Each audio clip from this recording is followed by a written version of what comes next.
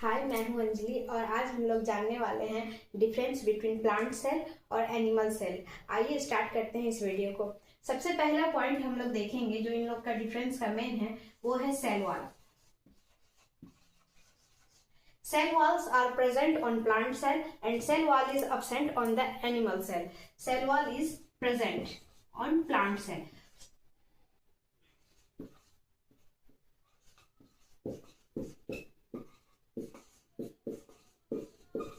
Cell wall जो है वो प्रोटेक्शन का काम करता है सेल में, वो एक आउटर कवर के जैसा काम करता है सेल में, और वो सेल वॉल सेलुलोज का बना हुआ रहता है।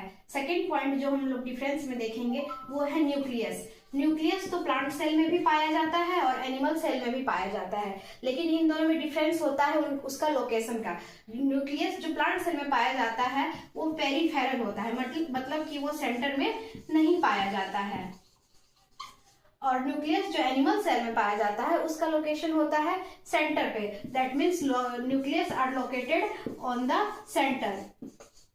न्यूक्लियस दोनों में पाया जाता है, एनिमल सेल में भी प्लांट सेल में, बट उन दोनों का लोकेशन अलग अलग रहता है। ये सेंटर पे नहीं रहता है और ये सेंटर पे ही रहता है।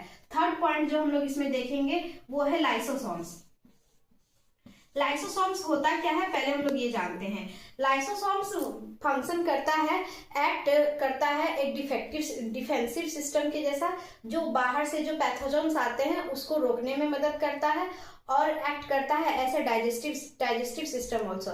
ये क्या करता है, जो लार्ज मॉलिक्यूल्स रहते हैं उसको, जैसे कि प्रोटीन, कार्बोहाइड्रेट, उसको ब्रेक करके स्मॉल कंपोनेंट में उसको चेंज करता है। तो लाइसोसोम्स आर मेजरली फाउंड, मतलब majorly found in plant cells are found,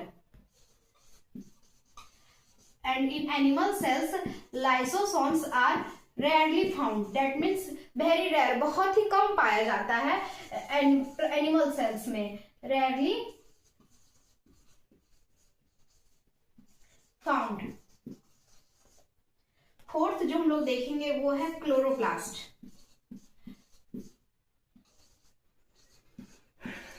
chloroplast जो होता है ये एक ग्रीन पिगमेंट है जो कि लोकेटेड होता है जहां पे फोटोसिंथेसिस होता है।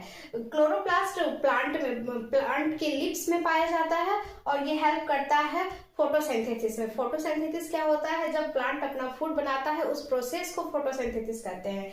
तो chloroplast is present in animal cell, in plant cell, and in case of animal cells chloroplasts are absent.